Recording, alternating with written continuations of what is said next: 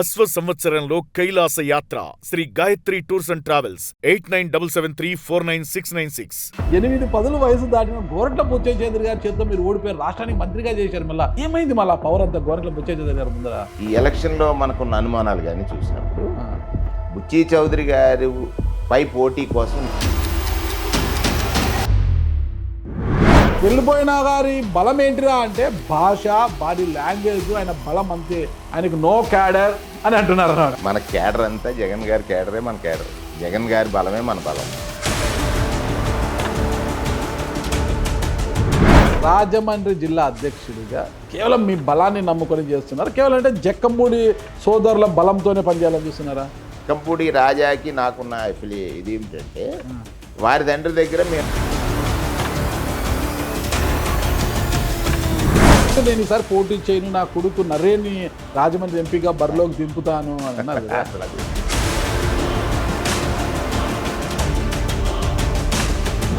Rajahmundry rural నుంచి జక్కంపూడి గణేష్ అని అంత అనుబంధం ఉన్నప్పుడు కూర్చొని తండ్రి కొడుకుల్లాగానో లేదా అన్నదమ్ముల్లాగానో కూర్చొని మాట్లాడుకోవచ్చు కదా. జగన్ గారిని కలిసి బయటకు వచ్చి ఫస్ట్ ఫోన్ నాకే చేశాడు. మీరు కంప్లైంట్ చేశారు లేదు జగన్ గారికి?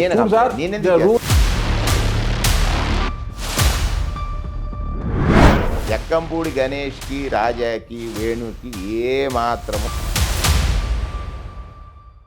భవిష్యత్తులో భరత్ మీకు ఇబ్బందిగా మారుతాడనే భయముతో భరత్ను డమ్మీ చేయాలని చూస్తున్నారు, మార్గాన్ని భరత్ని అంటున్నారు. భరత్కి మనకి పోరాటం చేసుకోవాల్సింది, లేదా ఇంకోటి చేసుకోవాల్సిన అవసరం. అతనిది ఒక స్టైల్. నేను ఎంతవరకు అంటే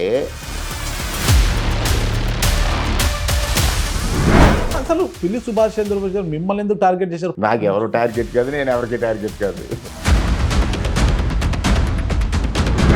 జక్కంపూడి రాజా గారి సహకారం లేకోకుండా, ఇటువైపు నుంచి మార్గాన్ని భరత్ సహకారం, మీ నాయకుల సపోర్ట్ లేకుండా మీరు ఒక్కడినే ఈసారి 8 కార్పొరేటర్లను గెలిపించుకొని నా బలాన్ని నేను అక్కడ ఎక్స్పోజ్ చేయాల్సినటువంటి, నేను ఏమంటే గెలిపే కదా మాట్లాడేది. అవును, అది ఎవరు బలం తీసుకుంటామో ఎలా చేస్తామో అనేది అని నేను. ఈ చెట్టిబల్జ గొడవ ఏంటి? జీవోకి మెమోకి తేడా తెలియనోడు మనకు మంత్రి అంటారు మీరు. ఆయన చెట్టిబల్జల అంశం కోసం కేసీఆర్కి లెటర్ ఇచ్చారు, వాళ్ళంతా కూడా హైదరాబాద్లో మీటింగ్ పెట్టారు. ఏంటి అసలు ఏం గొడవ జరుగుతుంది? ఆయన ఏదో ప్రయత్నం చేశాడు. చెట్టిబల్జల్లో నేను జీవో నెంబర్ 6 తీసుకొచ్చాను. నేను ఒక 10 రోజుల్లో చెల్లుపోయిన వేణుగోపాల్ అరెస్ట్ కాబోతున్నాడు, జైల్లో ఉంటాడని ఆయన అంటున్నాడు. ఈ నియోజకవర్గంలో ఒక గోదావరి తీరం ఉంది. ఇప్పుడు ఎలాంటి కెమెరా పట్టుకుని ఎన్ని లారీలు వెళ్తున్నాయి.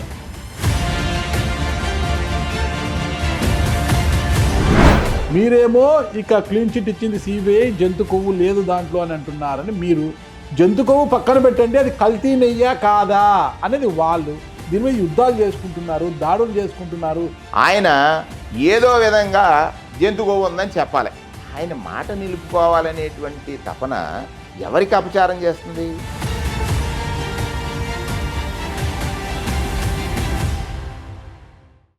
Welcome to it's UTV. నేను మీ నాగరాజ్ బైట్శెట్టిని. ఈరోజు మన అతిథి ఏపీ మాజీ మంత్రివర్యులు, రాజమండ్రి జిల్లా వైఎస్ఆర్ కాంగ్రెస్ పార్టీ అధ్యక్షులు చెల్లిపోయిన వేణుగోపాల్ గారు మనతో ఉన్నారు. నమస్తేనా? నమస్కారం. బాగున్నారా? బాగున్నా. మాజీ మంత్రి, రాష్ట్ర మాజీ మంత్రి, సమాచార శాఖ, చాలా కీలకమైన శాఖలు కూడా చేశారు. ఈరోజు మాజీ మంత్రి అనిపించుకుంటున్నారు. మాజీ ఎమ్మెల్యే కూడా కాదు, మాజీ మంత్రి. ఓడిపోయి ఉన్నారు. ఎలా ఉంది ఓటమి పాఠాలు ఎలా ఉన్నాయి? ఏమన్నా నేర్చుకున్నారా? ఎందుకు ఓడిపోయాం, ఏంటి? ఇదే రాష్ట్ర వ్యాప్తంగా జరిగిన ఈ ఎన్నికల ప్రక్రియ మీదే పలు అనుమానాలు ఉన్నాయన్న. ఈ ఓటమి నుంచి పాఠాలు నేర్చుకోవాల్సినంత ఇది లేదు. ఎందుకంటే నేను నా పొలిటికల్ లైఫ్ స్టార్ట్ అయిందే చాలా గ్రౌండ్ లెవెల్ నుంచి. 2000 అంటే సుమారుగా 25 సంవత్సరాలు. 2001లో జిల్లా పరిషత్ మెంబర్గా స్టార్ట్ అయ్యి, జిల్లా పంచాయతీరాజ్ అభియాన్ చైర్మన్గా చేసి, మళ్ళీ జిల్లా పరిషత్ చైర్మన్గా 2006లో చేసి, 2008లో జిల్లా కాంగ్రెస్ ప్రెసిడెంట్ చేసి, అంటే జిల్లా కాంగ్రెసు, జిల్లా పరిషత్తు ఒక లెజెండరీ పర్సనాలిటీ రాజశేఖర్ రెడ్డి గారి ముఖ్యమంత్రిగా ఉన్న సమయంలో చేయటం అనేది ఇట్స్ ఎ గ్రేట్ ఆపర్చునిటీ. అది ఎవరికి దక్కని గొప్ప అవకాశం రాష్ట్ర వ్యాప్తంగా. సో 11లో ఒక ఆపర్చునిటీ, 12లో ఒక ఆపర్చునిటీ, అన్నీ వచ్చినా కూడా 14లో మళ్ళీ కాకినాడ రూరల్లో పోటీ చేశాను. ఈ సేమ్ కూటమి అర్బన్ ఓటు ఆ డిఫరెన్స్ 5000 మార్జిన్లో మనం ఓటమి చెందాం. మరలా జగన్మోహన్ రెడ్డి గారు 19లో రామచంద్రపురం పంపించారు. రామచంద్రపురం పంపించిన సందర్భంలో గెలిచాం. గెలిచిన 1 ఇయర్‌కి అంటే మేలో ఎలక్షన్ అయింది. జూలైలో అగైన్ క్యాబినెట్‌లోకి తీసుకున్నారు. మీకు తెలుసు క్యాబినెట్‌లో బీసీ సంక్షేమ శాఖ మంత్రి ఇచ్చారు. అది చాలా తృప్తినిచ్చినటువంటిది. ఎందుచేతంటే బీసీ సంక్షేమం అని అంటే ఈ సోషల్ ఇంజినీరింగ్ మీద నాకు కొంత ఇంట్రెస్ట్ ఉంది. అసలు ఈ కుల వ్యవస్థ ఏమిటి? ఈ కుల వ్యవస్థలో ఎందుకు వెనకబడి ఈ కులాలు ఉన్నాయి? ఆ కులాలకి ఏమి మంచి చేస్తే ఎదుగటం ప్రారంభిస్తాయి? ఎదిగిన కులాల్లో ఎదిగిన వాళ్ళు ఎదగని వాళ్ళ గురించి ఏ రకమైన ఆలోచన చేయాలనేది అధ్యయనం చేయడానికి ఒక గొప్ప అవకాశం. తదనంతరం రెండవసారి క్యాబినెట్ ఎక్స్పాన్షన్లో ఈడబ్ల్యూఎస్, రెండవది సినిమాటోగ్రఫీ, మూడవది ఐఎన్పిఆర్ మీకు సంబంధించిన శాఖ చేయడం జరిగింది. ఇవన్నీ కూడా ఇట్స్ ఎ గ్రేట్ ఆపర్చునిటీస్. ఎందుచేతనంటే రాజకీయ జీవితంలో అవకాశం వచ్చినప్పుడు ఆ ముఖ్యమంత్రి గారి యొక్క ఆలోచన, మన ఆలోచనకు తగ్గట్టుగా వారి పరిపాలన, మన ఆలోచన తగ్గట్టు ఏంటి, ఏ సెక్షన్స్ అయితే వెనకబడి ఉన్నాయో ఆ సెక్షన్స్కి ఎట్లాగా ఆసరా వారు అందించారు. ఆ క్రమంలో మనం చేసినటువంటిది ఆనాడు రాజశేఖర రెడ్డి గారు తీసుకున్నప్పుడు ఫీజు రియంబర్స్మెంట్. అప్పటి వరకు ఏబీసీ బిడ్డ చదవలేదు, ఇంజనీరింగ్ కానీ డాక్టర్ కానీ. వాడికి జ్ఞానం ఉంది, తెలివి ఉంది, అయినప్పటికీ చదవలేనటువంటి స్థితికి కారణం ఏమిటి? డబ్బు. ఫీజు రియంబర్స్మెంట్ తీసుకొచ్చినటువంటి ఒక గొప్ప నాయకుడు సందర్భంలో నేను జిల్లా కాంగ్రెస్ ప్రెసిడెంట్ చేశాను. అది నాకు చాలా తృప్తినిచ్చినటువంటి అంశం. అలాగే మహిళలకి పావల వడ్డీకి రుణాలు ఇప్పించినటువంటి సమయంలో మహిళల యొక్క ఆర్థిక అభివృద్ధి పెంచినటువంటి విధానం చూశాను. అది కూడా చాలా గొప్ప అవకాశం. మనం ఈ గ్రామీణ ప్రాంతంలో రైతు బిడ్డగా చూసినప్పుడు అసలు భూమి నిరుపయోగంగా ఉంది, దాన్ని సాగులోకి తీసుకురావాలని ఉచిత విద్యుత్ ఇచ్చినా, దానితో పాటు జలయజ్ఞాన్ని ప్రారంభించి కెనాల్స్ తవ్వటం వల్ల చూసినా కూడా భూమిని సాగులోకి తీసుకురావడానికి ఆయన ఒక భగీరథ ప్రయత్నం చేశాడు. అందులో ఆ సమయంలో మనకి ఆ ఆపర్చునిటీ వచ్చింది. ఇక జగన్మోహన్ రెడ్డి గారు ఆయన ఒక అడుగు వేస్తే 4 అడుగులు వేశారు. అసలు దీని పేదరికానికి మూలం అవిద్యని ఆ మూలాన్ని ఎలా మార్చాలి అని ఆలోచించినప్పుడు విద్యాపరంగా ప్రజలకి ఏది చేస్తే మంచి అనుకున్నప్పుడు నాడు నేడు చూడండి, భారతదేశంలో ఎక్కడా లేని విధంగా ఆయన చేశాడు. రెండోది ఫీజు రియంబర్స్మెంట్ పూర్తిగా, విద్యా దీవెన కానీ వసతి దీవెన అంటే హాస్టల్లో ఉన్న పిల్లలకి కానీ ఆయన ఇచ్చినటువంటి పరిస్థితులు చూసిన తర్వాత అన్నిటికంటే ముఖ్యం కమ్యూనికేషన్ స్కిల్ అనేది మోస్ట్ ఇంపార్టెంట్. బ్యాక్వర్డ్నెస్కి అదొక పెద్ద రీజన్గా చూసి ఆయన ఇంగ్లీష్ మీడియం తీసుకురావాలనుకున్నాడు. చంద్రబాబు నాయుడు గారు అడ్డుకున్నాడు. ఇవన్నీ చూసినప్పుడు గొప్ప ప్రయత్నం జరిగిన సందర్భంలో నేను ఈ రాష్ట్రంలో మంత్రిగా ఉండడం అనేది ఒక అదృష్టం. అది మంత్రి ఎప్పుడు పర్మనెంట్ కాదు, ప్రభుత్వాలు ఉంటాయి. ఆ నాయకుడు పాలనలో మనకి అవకాశం లభించినప్పుడు మన వాళ్ళకి జరిగే మంచిని చూసి ఆనందించడం. ఓకే, మరి కాకినాడ రూరల్లో పోటీ చేశారు 2014లో, అక్కడ ఓడిపోయారు. 19 గాలి అనుకోవచ్చు, జగన్మోహన్ రెడ్డి గారి పాదయాత్ర వల్ల వచ్చిన గాలి కావచ్చు. అప్పుడు 2014-19 వరకు టీడీపీ అధికారం ఉందంటే అప్పుడు వచ్చిన ఆ ప్రభుత్వం పైన వచ్చిన వ్యతిరేకత కావచ్చు, మీరు గెలిచారు. 24కి వచ్చేసరికి మళ్ళా బదలాయింపు. అక్కడి నుంచి రామచంద్రాపురం నుంచి రాజమండ్రి రూరల్లో అసలు జగన్మోహన్ రెడ్డి గారు ఏ ధైర్యంతో మిమ్మల్ని అక్కడికి పంపించారో నాకు అర్థం కాలేదు. 2019లో మీకు టీడీపీకి 23 స్థానాలు వచ్చినాయి, మీరంతా కూడా గేలు చేశారు. 23 ఏదైతే మాతో తీసుకున్నారో అవే మీకు వచ్చాయి, దేవుడు చూస్తున్నాడు. 2014లో మా నుంచి 20 మందిని తీసుకున్నారు కాబట్టి 29 అవే వచ్చాయి, మీరు గేలు చేశారు. కానీ ఆ 23 మందిలో కూడా దాదాపు 20,000 మెజార్టీతో గెలిచిన వ్యక్తి గోరంట్ల బుచ్చయ్య చౌదరి గారు. చాలా బలమైన నాయకుడిగా ఉన్నారు, హ్యాట్రిక్ కాడ. 24కి వచ్చేసరికి దాదాపు 50,000 పైచులకు మెజార్టీతో గెలిచాడు. అంటే అంత గాలి ఉన్నా, వైసీపీ గాలి ఉన్న 2019లో గోరంట్ల బుచ్చయ్య చౌదరి గారు అక్కడ గెలిచారు అంటే ఎంత బలమైన నాయకుడు. అక్కడ ఆయన ఉన్నప్పటికీ కూడా ఏ ధైర్యంతో మీరు అక్కడికి పంపించారు. మీరు వెళ్ళిన 8-10 వయసు దాటిన గోరంట్ల, ఒక వృద్ధుడు ఆయన, 8-10 వయసు దాటిన గోరంట్ల బుచ్చయ్య చౌదరి గారి చేతితో మీరు ఓడిపోయారు. రాష్ట్రానికి మంత్రిగా చేశారు. మళ్ళీ మీరు చెప్పారు చాంతాడంత లిస్టు, ఈడబ్ల్యూఎస్, సమాచార శాఖ, సినిమాటోగ్రఫీ, అవి ఇవి చేశాను, అది ఇది అనేది. ఏమైంది మళ్ళీ పవర్ అంతా గోరంట్ల బుచ్చయ్య చౌదరి గారు ముందర? చెప్పాను కదా, ఈ ఎలక్షన్ జరిగిన తీరు కానీ, ఈ ఎలక్షన్లో మనకున్న అనుమానాలు కానీ చూసినప్పుడు, బుచ్చయ్య చౌదరి గారు పై పోటీ కోసం నన్ను పంపినప్పుడు నాయకుడు ఆలోచన ఎలా ఉంటుంది? అక్కడ 2009 నుంచి కూడా గెలిచినటువంటి సందర్భాలు లేవు. 2009, 14, 19 24 2009 అంటే డీలిమిటేషన్ అయిన తర్వాత ఆ నియోజకవర్గం యొక్క షేపు గెలుపుకి సంబంధించిన దాంట్లో ఎక్కడో లోపం ఉంది. సో నాయకుడిగా జగన్మోహన్ రెడ్డి గారి ఆలోచన నాకున్నంత వరకు అంటే నేను ఆయన మాట శిరసా వహించి వెళ్తాననేటువంటి ఉద్దేశమైనా ఉండాలి, ఎదురు చెప్పనని. రెండవది బుచ్చి చౌదరి గారు లాంటి సీనియర్ నాయకుడి పైన ఒక పర్సనాలిటీ, రాష్ట్ర మంత్రిగా చేసి ఉన్నవాడు కానీ కొంచెం ఆ పొలైట్ లాంగ్వేజ్తో పని చేయగలిగినటువంటి వ్యక్తి కానీ మీకున్న ఆస్తి అది, మీ బాడీ లాంగ్వేజ్, భాష మీద మీకున్న పట్టు, ఇదే మీ ఆస్తి. అది దానికోసమే నాయకుడి యొక్క నమ్మకం నన్ను అక్కడికి పంపించింది. ఆ ధైర్యం గోరంట్ల బుచ్చయ్య చౌదరి గారు ఉండేది. ఆయన వయసు సంబంధం లేదు, ఆయన ఈరోజు యువకుడు వల్లే పరిగెత్తున్నాడు ఆయన. అక్కడ నాయకుడి నిర్ణయానికి కదా నేను నాయకుడి నిర్ణయాన్ని పాటించాలనుకుని కదా నేను వెళ్ళాను అక్కడికి.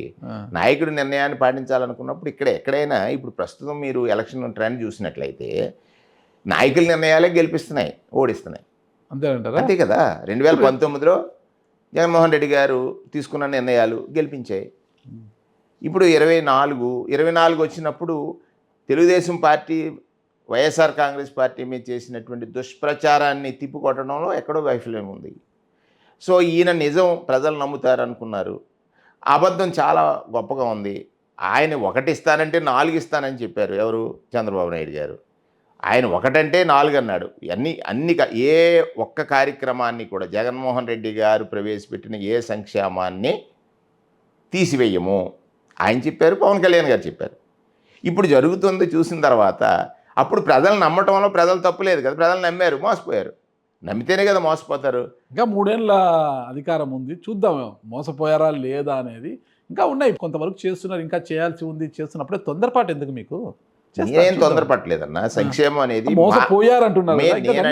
సంక్షేమం అనేది జగన్మోహన్ రెడ్డి గారు గెలిచిన మొదటి సంవత్సరం నుంచే ప్రారంభించాడు. తెలుగుదేశం నాయకులే చెప్పారు ఆ మాటలు.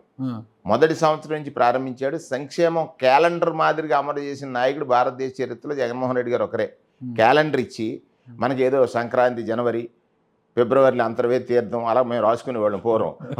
మార్చికి వచ్చి ఉగాది, మేకు వచ్చి అమ్మవారి తీర్థం, అట్లాగా ప్రతి నెలలోనూ ఒక సంక్షేమాన్ని అందించాడు. ఎందుకంటే నేనేమంటానంటే పేదరికం మీద ఆయన చూసిన సునిశ్చిత కోణం. ఆ పేదలు మీ వైపు ఎందుకు లేకపోయారు? 2020 పేదలు మా వైపు లేరని నేను ఒప్పుకోను. మళ్ళీ అందుకే 11 స్థానాలు అంటే పేదలు ఒక్కరే ఓటు వేసేస్తే గెలిచేస్తామనేటువంటి భావన కూడా కరెక్ట్ కాదనేటువంటిది ఈ ఎన్నికలు చూపించాయి. పేదవాడికి సహాయం చేసినంతరాన్ని ఎన్నికల్లో గెలిచేస్తామనేటువంటిది అది యథార్థం కాకపోవచ్చని ఎన్నికల ఫలితాలు చూపించాయి. 29 అయినా కూడా రాజమండ్రి రూరల్ మీకు పర్మనెంట్ అవుతుందంటే శాశ్వతం ఉంటుంది ఖచ్చితంగా. ఎందుకంటే 14 జిల్లా అధ్యక్షుడిగా ఆయన అక్కడ నన్ను కూర్చొని. ఇప్పుడు జిల్లా అధ్యక్షుడిగా ఉన్నాను నేను. నియోజకవర్గంలో నా పెర్ఫార్మెన్స్ వరకు నేను ఫుల్ఫిల్గా చేస్తున్నాను. అక్కడ బుచ్చి చౌదరి గారు ఉన్నారా, ఇంకొకరు ఉన్నారని నా అనవసరం. మనకి బుచ్చయ్య చౌదరి గారు లెజెండ్, అది గెలిచిన వాడు లెజెండ్, గెలవని వాడు లెజెండ్ కానివాడు కదన్నా. ఈ గెలుపుకోవటం అనేది డిపెండ్స్ అపాన్ వేరియస్ ఫ్యాక్టర్స్. ఒక్క ఫ్యాక్టర్ మీద ఎప్పుడు గెలుపు ఉండదు, ఒక ఫ్యాక్టర్ మీద ఎప్పుడు ఓటమి ఉండదు. నేను పర్మనెంట్గా గెలిచిపోయాను అంటే దానికి రకరకాల ఫ్యాక్టర్స్ వర్కౌట్ అవుతుంటాయి. అవలేని వాడు డిఫేట్ అయిపోయినట్టు కాదు కదా, చాలా సామాన్యుడు కూడా గెలిచేయచ్చు ఒక్కొక్కసారి. గెలవడానికి కారణం ఏంటంటే ఆ రోజు ఉన్నటువంటి పరిస్థితులను బట్టి కదా. రేపు ఇక్కడ ఏంటంటే రాజకీయాల్లో మీరు నాదో ఉన్న కోణాన్ని చూడాలి. ఎక్కడి నుంచి నేను అడుగుపాలెం నుంచి స్టార్ట్ అయ్యాను, మలికిపురం, రాజోలు, మలికిపురం, మళ్ళీ రాజోలు మలికిపురం అయిపోయిన తర్వాత ఎక్కడికి వచ్చాను, కాకినాడ జిల్లా పరిషత్తు, మళ్ళీ కాకినాడ రూరల్, ఇక్కడికి ఇవన్నీ తిరిగాను కదా. అంటే ఒక్కటి నాకు మీరు చూడాల్సిన కోణము, జగన్ గారు చూసిన కోణము, నాకు జిల్లా ఒక నియోజకవర్గంగా భావించుంటాడు ఆయన. తూర్పుగోదావరి జిల్లాలో ఏ మూలకి వెళ్ళినా, ఎక్కడికి వెళ్ళినా జిల్లా పరిషత్ చైర్మన్, జిల్లా కాంగ్రెస్ అంటే 2 గ్రాస్ రూట్ లెవెల్ పదవులు కదా. అంటే బలమైన క్యాడర్ని మీరు ఏర్పాటు చేసుకోలేకపోతున్నారు. అంటే ఎక్కడి నుంచో వచ్చి రాజోలు ఆ ప్రాంతం నుంచి ఇక్కడికి వచ్చి జిల్లా పరిషత్ చైర్మన్ చేసిన తర్వాత 2014లో కాకినాడ రూరల్ నుంచి పోటీ చేశారు. 19లో కాకినాడ రూరల్ గలని చాలా గట్టిగా 14లోనే కన్నబాబుకు రావాల్సిన టికెట్, ఇంకా జగన్ గారితో మీకున్న పరిచయం, వైఎస్ఆర్ గారి కుటుంబంతో మీకున్నంతో ద్వారంపూడి గారి యొక్క బలం అన్ని సమకూర్చి మీకు 2014, 19లో కాకినాడ రూరల్ కాలని గట్టిగా పట్టుబట్టారు మీరు. చివరి నిమిషం వరకు దోబూచులు ఆడి కన్నబాబుని పెట్టి మిమ్మల్ని అక్కడున్న రామచంద్రాపురంలో ఉన్న పిల్లు సుభాష్ చంద్రబోస్ని మండపేటకు పంపించి మిమ్మల్ని రామచంద్రాపురంలో అకామిడేట్ చేశారు. అక్కడ 24కి వచ్చేసరికి పిల్లు సుభాష్ చంద్రబోస్ కొడుకుని రామచంద్రాపురంలో ఇన్ చేసి మిమ్మల్ని రాజమండ్రి రూరల్ పంపించారు. అంటే ఎక్కడే స్థిరంగా ఒక నాయకుడు ఉంటే ఒక క్యాడర్ని మనం ఏర్పాటు చేసుకోవచ్చు, బలంగా తయారు చేసుకోవచ్చు. ఈసారి కాకుండా వచ్చేసరికి క్యాడర్ మనం ఏంటి ఉంటుంది. మిమ్మల్ని ఇట్లా మార్చుకుంటూ పోతుంటే మీకు క్యాడర్ ఎక్కడ ఉంటుంది, బలం ఎక్కడ ఉంటుంది? వెళ్ళిపోయిన గారి బలం ఏంటిరా అంటే భాష, బాడీ లాంగ్వేజ్, ఆయన బలం అంతే, ఆయనకు నో క్యాడర్ అని అంటున్నారు అన్నమాట. అది మన క్యాడర్ అంతా జగన్ గారి క్యాడరే మన క్యాడర్. జగన్ గారి బలమే మన బలం. ఓకే. జిల్లాలో ఎక్కడైనా పోటీ చేసి చాలా అరుదుగా ఉంటారు. సపోజు ఒక్కొక్కరికి అంటే పెద్ద కుటుంబ చరిత్ర లేకపోతే చెరిస్మాటిక్ ఫ్యామిలీ నుంచి వచ్చిన వాళ్ళకు ఉంటాయి ఇట్లా ఎక్కడికైనా వెళ్ళి పోటీ చేసేటువంటి లక్షణాలు, లేకపోతే లక్షణాలు కాకపోయినా అవకాశాలు. ఆ అవకాశం నాకు అన్ని చోట్ల వచ్చిందని అంటే కారణం ఏంటంటే మీరు అన్న 2 మాటలు ఉన్నాయి కదా, భాష మీద, లేకపోతే బాడీ లాంగ్వేజ్ మీద, లేకపోతే ప్రజలతో మమేకమయ్యే విధానం మీద. ఒకటి లీడర్ ఏం కోరుకుంటారు, ఎక్కడ రిస్క్ ఉంటే అక్కడ ఎవరిని పంపితే బాగుంటుంది, రిస్క్ ఉన్న చోటకి వెళ్ళి పోరాడగల సమర్థత ఎవరికి ఉందనేటువంటి, పోరాటం అంటే యుద్ధం కాదు, అక్కడ ప్రజల్ని మెప్పించగల సామర్థ్యం ఎవరికి ఉందన్నప్పుడు అందులో నేను సూటబుల్ క్యాండిడేట్గా నాకు మా జగన్మోహన్ రెడ్డి గారికి కనిపించుంటాను. సో దానికోసం నాకు రూరల్ ఇచ్చారు. స్టార్టింగ్లో మీరు నేను ఈసారి పోటీ చేయను, నా కొడుకు నరేని రాజమండ్రి ఎంపీగా బరిలోకి దింపుతాను అని అన్నారు. అసలు అది లేని మాటలు మనం మాట్లాడుకోకూడదు. అవునా?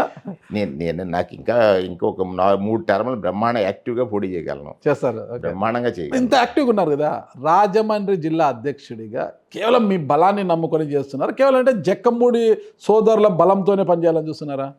అక్కడ 7 నియోజకవర్గాలలో ఉన్నటువంటి కోఆర్డినేటర్స్ సమన్వయం చేసుకోగలరు వాళ్ళని. ఖచ్చితంగా సత్య సూర్యనారాయణ గారు ఉన్నారు, కొవ్వూరు వెంకట్రావు గారు ఉన్నారు, తలారి వెంకట్రావు గారు ఉన్నారు, వనిత గారు ఉన్నారు, తానేటి వనిత గారు, గోపాలపురం ఉన్నారు, జక్కంపూడి రాజా ఉన్నాడు, మార్గాని భరత్ ఉన్నాడు. వీళ్ళందరూ కూడా మాటింటారా మీకు? సమన్వయం చేసుకోగలరా? అంటే ఇది పార్టీ ఆదేశం ఎవరైనా వినాల్సిందే. జక్కంపూడి రాజాకి నాకున్న ఇది ఏమిటంటే వారి తండ్రి దగ్గర మేము శిష్యార్గం చేసాం. జక్కంపూడి రామ్మోహన్ రావు గారు నా రాజకీయ ఎదుగుదలలో చాలా చాలా చాలా కీలకమైనటువంటి పాత్ర పోషించారు. డౌట్ లేదు. మీకు కావచ్చు, ద్వారంపూడి గారికి కావచ్చు, అందరూ మాకు టీంని తయారు చేశాడు ఆయన. ఆ టీంలో నేను ఒక మొదటి వాడిని. సో ఆ ఫ్యామిలీతో నాకున్న అటాచ్మెంటు, మేము పొలిటీషియన్స్ కంటే ఫ్యామిలీ మెంబర్స్గా ఎక్కువ కలిసి తిరిగినటువంటి సందర్భాలు ఉన్నాయి. రెండవది, రాజకీయపరమైన నిర్ణయాలు వచ్చినప్పుడు నేను జిల్లా అధ్యక్షుడిగానే వ్యవహరిస్తాను తప్ప వాళ్ళకి చెప్తాను. వారు కూడా నన్ను చాలా ఉన్నతంగా చూసేటువంటి ఒక గొప్ప గుణాలు ఉన్నాయి. రాజా వాళ్ళకి నన్ను చాలా గొప్పగా చూస్తారు. వాళ్ళ ఫాదర్ తర్వాత అంత రెస్పెక్ట్ ఇచ్చి చూసేటువంటి ఒక సిస్టమ్, అదే ఒక విధానం వాళ్ళు ఫాలో అవుతున్నట్టు. సో దానికోసం చూసేవాళ్ళు ఏమనుకుంటారంటే జక్కంపూడి గారు అంటే, మరి జక్కంపూడి బలము నా బలమే, భరత్ గారికి ఉన్న బలము నా బలమే, లేకపోతే వనిత గారికి ఉన్న బలం నాదే, సూర్యనారాయణ రెడ్డి గారికి ఉన్న బలం నాదే, వెంకట్రావు గారికి ఉన్న బలం, నాయుడు గారికి ఉన్న బలం నాది. ఈ 7 కలిస్తేనే కదా నాకు బలం. 7 కలిస్తే ఇక్కడ మార్గాన్ భరత్కి మీకు ఎంత మాత్రం బంధం ఉంది అనేది అందరికీ తెలిసిన విషయం. ఆ విషయం పక్కన పెడితే జక్కంపూడి రామ్మోహన్ గారి కుటుంబంతో మీకున్న అనుబంధం, ఆయన శిష్యుడు మీరు, ఆ ఫ్యామిలీ మీకు బాగా రెస్పెక్ట్ ఇస్తుంది అంటే సోదరులు ఇద్దరితో మీకు మంచి అనుబంధం ఉందా? జక్కంపూడి రాజాతో మాత్రమే మీకు మంచి అనుబంధం ఉందా? ఇద్దరితోటి మరి మంచి అనుబంధం ఉంది. ఒక చిన్న వార్త ఏదో వచ్చింది పేపర్లో, రాజమండ్రి రూరల్ నుంచి జక్కంపూడి గణేష్ అని. అది ఎందుకు? వాళ్ళు అంత అనుబంధం ఉన్నప్పుడు కూర్చొని తండ్రి కొడుకుల్లాగానో లేదా అన్నదమ్ముల్లాగానో కూర్చొని మాట్లాడుకోవచ్చు కదా. పొలమంటూ జగన్మోహన్ రెడ్డి గారికి మీరు ఫిర్యాదు చేశారు.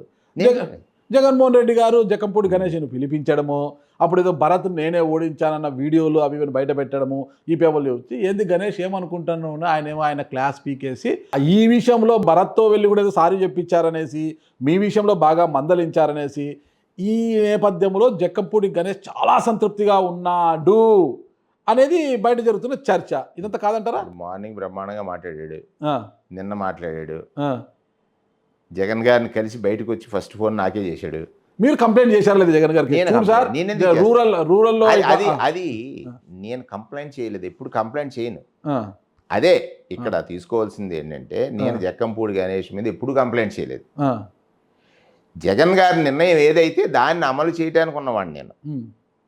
జగన్ గారు గణేష్ వచ్చి ఒక నిర్ణయం ప్రకటించిన తర్వాత దాంట్లో వాస్తవం ఉందా లేదు తెలుసుకోవడం వరకే చేశాను తప్ప, ఒకటండి, జగన్మోహన్ రెడ్డి గారు వైఎస్ఆర్ కాంగ్రెస్ పార్టీలో వేణుగోపాలకృష్ణకి ఏమి చెప్పినా వింటాడు చేస్తాడనేటువంటి నమ్మకం ఆయనకు ఉందో లేదో నాకుంది. నేను చెప్పాను కదా, ఇప్పుడు 3 సార్లు ఇట్లా మారిన అట్లా 2008 నుంచి ఆయన రాజకీయ ప్రారంభం రోజు నుంచి చంద్రశేఖర్ రెడ్డి నేను ఆయన దగ్గర ఉన్నప్పటి నుంచి ఇవాళ వరకు కూడా ఆయనకి కొంతమంది మీద కొన్ని నమ్మకాలు ఉన్నాయి. ఆ నమ్మకాలు నిలబెట్టుకునే వాళ్ళు కొంతమంది ఉంటే అందులో నేనున్నాను. సో దానికి జక్కంపూడి గణేష్కి, రాజాకి, వేణుకి ఏ మాత్రము పొరపచ్చు లేదు. ప్రతి విషయం కూడా పిన్ టు పిన్ జరిగిన విషయం నాకు గణేష్ చెప్తాడు, గణేష్కి నేను చెప్తాను. ఇప్పటికి కూడా చెప్తాను, నా కొడుకులు ఎంతో జక్కంపూడి గణేష్ అండ్ రాజా అంతే. నా నరేన్కి ఏం చెప్తానో వాళ్ళకి అది చెప్తాను. నరేన్కి గణేష్ మీద కంప్లైంట్ చేసింది ఎవరు? జగన్ గారికి కంప్లైంట్ ఏం లేదండి. యాక్చువల్ జరిగిన దాని మీద ఇవాళ ఏదైతే తను మాట్లాడిన దాని మీద ఏదో పత్రికలో రాశారో అవన్నీ వాళ్ళకి ఆ ఫీడ్బ్యాక్. కంప్లైంట్ చేసింది ఇప్పుడు నేను చెప్పడానికి లేదు మీకు. కంప్లైంట్ చేసింది ఎవరుంటారు 7గురిలో?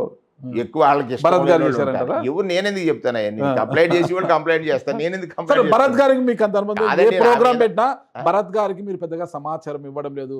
భరత్ను డమ్మీ చేయడానికే చెల్లిపోయిన గారు చూస్తున్నారు. భవిష్యత్తులో భరత్ మీకు ఇబ్బందిగా మారుతాడనే భయముతో భరత్ను డమ్మీ చేయాలని చూస్తున్నారు. మార్గాన్ని భరత్ని అంటున్నారు. నాకెందుకు ఇబ్బంది అవుతాడు భరత్? అవునండి, ఖచ్చితంగా రాజమండ్రి జిల్లా నుంచి ఒకరికి బీసీకి ఒకరికి మంత్రి ఖచ్చితంగా ఉంటుంది. అలా బీసీలు తీసుకుంటే మీరు మార్గాని భరత్ ఇద్దరు బీసీ, ఆయన గౌడ సమాజంలో, మీరు చెట్టిబల్జ, ఇద్దరు కూడా ఉపకులాలే మీరు అందరూ కూడా ఇక్కడ.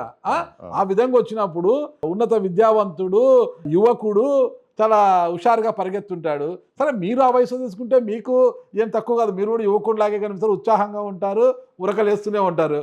ఎలా వచ్చినా కూడా మార్గాని భరత్కి ఒక అవకాశం వచ్చే అవకాశం ఉంటుంది ఇక్కడ మంత్రి పదవి రేసులో.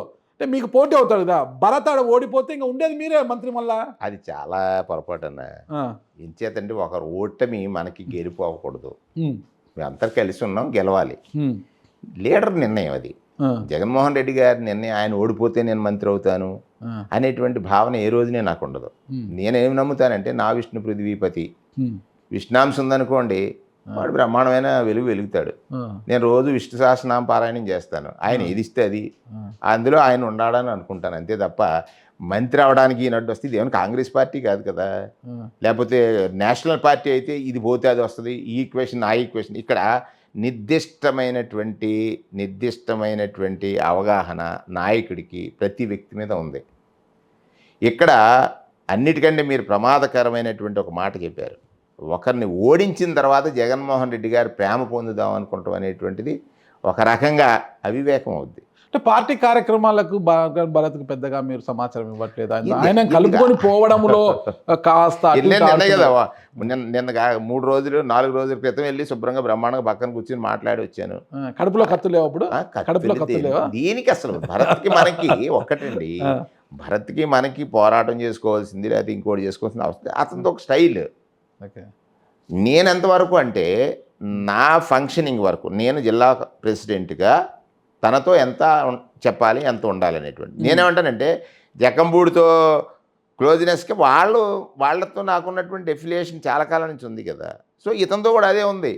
అతను ఏంటి, భరత్ ఏంటి, తను తీసుకునేటువంటి నిర్ణయాలు స్వతంత్రంగా చేయాలనుకుంటాడు, చేస్తాడు. దానికి దీనికి ఏమో సంబంధం ఉండదు.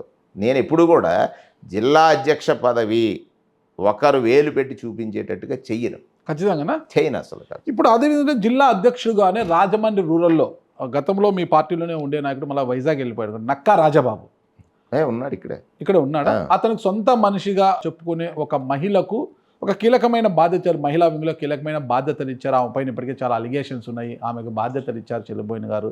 ఇదంతా కూడా పార్టీకి మచ్చ తెచ్చే విషయం కాదా అంటున్నారు. మరి ఎవరికి కీలక బాధ్యత లేదు, అందరూ కీలక బాధ్యతలే. నక్కా రాజబాబు సెక్రటరీ, ఇక్కడే ఉన్నాడు ఆయన.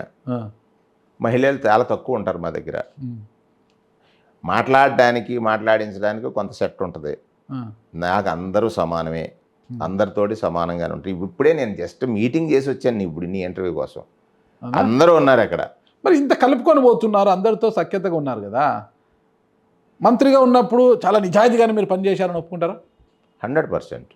మరి అంత నిజాయితీగా పనిచేసినప్పుడు మీ సొంత నియోజకవర్గం గతంలో రామచంద్రాపురంలో ఎక్కడైతే పనిచేశారు అక్కడే ఒక మున్సిపాలిటీలో ఏదో కాంట్రాక్టులతో డబ్బులు తీసుకున్నారని, మున్సిపాలిటీ సొమ్ము తినేశారని మీ పార్టీ నాయకుడు రాజ్యసభ సభ్యుడు పిల్లి సుభాష్ చంద్రబోస్ గారు మైకుల ముందుకు వచ్చి ఓ నరిచేస్తున్నారు, పేపర్లు చూపిస్తున్నారు, చంద్రబాబు నాయుడిని నేను త్వరలో కలుస్తాను, ఈ అవినీతిని నిగ్గు తేల్చాలి అంటున్నారు.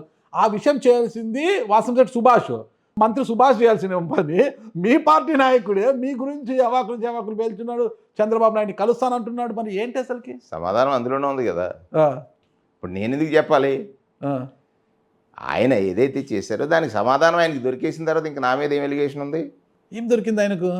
ఆయన ఎలిగేషన్ చేసిన తర్వాత కన్సల్ట్ ఆఫీసర్స్ వచ్చి చెప్పారు వాస్తవాలు, ఇంక సమాధానం దొరికేసింది, అయిపోయింది. నెక్స్ట్ డే ఏదో మాట్లాడలేదు, అయిపోయింది కదా, ఇంకేముంది. అసలు పిల్లి సుభాష్ చంద్రబోస్ గారు మిమ్మల్ని ఎందుకు టార్గెట్ చేశారు? పార్టీలో ఉన్న నాయకుడిని ఆయన అడగాలి. అది నాకు ఎవరు టార్గెట్ కాదు, నేను ఎవరికి టార్గెట్ కాదు.